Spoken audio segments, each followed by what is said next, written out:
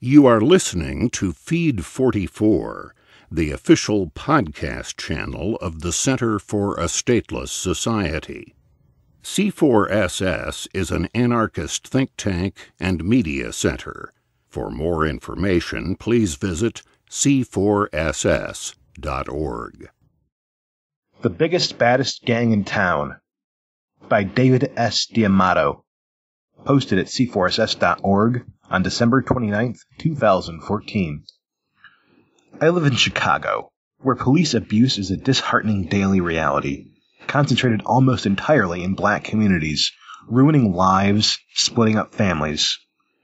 The white professionals I know live in good neighborhoods, ensconced either in downtown high-rises or out in the suburbs, safely away from the violence, but hearing enough about it to casually blame it on gangs.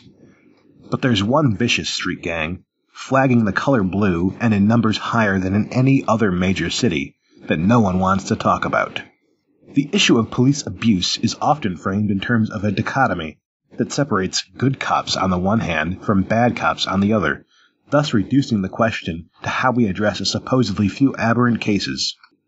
Within this framework, police abuse is necessarily a marginal phenomenon, an infrequent occurrence caused by the especially violent proclivities of bad apples, but never reflecting the more general inherent defect in police departments themselves. Tweak a few things here and there on the margins, the theory goes, and problem solved. But police abuse actually has precious little to do with the unique character of any individual officer.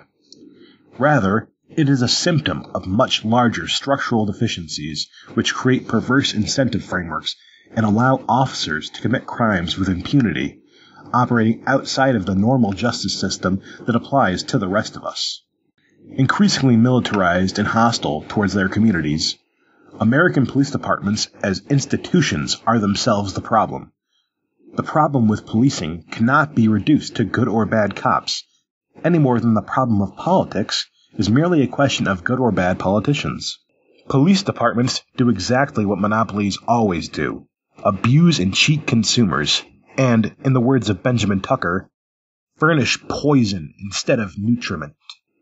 As monopolies, police departments are exempt by law from any competitive pressures, which are the only truly effective means of ensuring that they don't exploit and harm their consumers, the communities they protect and serve. The state, Tucker writes, takes advantage of its monopoly of defense to furnish invasion instead of protection. Its patrons pay for the privilege of their own enslavement. Market anarchists believe that legitimate protection against crime is an important component of a free society. Police officers, however, commit far more crime than they have ever stopped, kill far more than they are killed, harrying our communities like a foreign occupying force.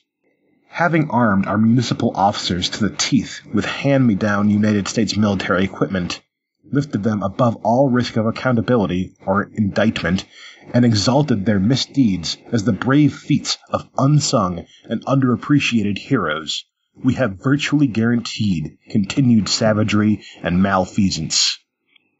America's pestilent culture of military worship and national security has spread and influenced the way that we perceive police officers, abrading what is supposed to be a vulnerable American tradition of respect for civil liberties.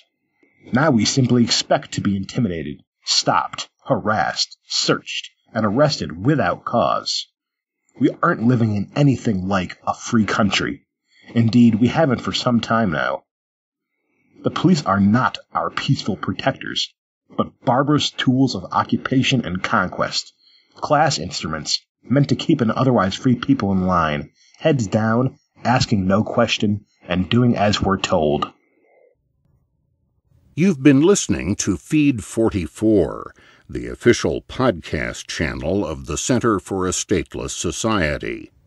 C4SS is an anarchist think tank and media center.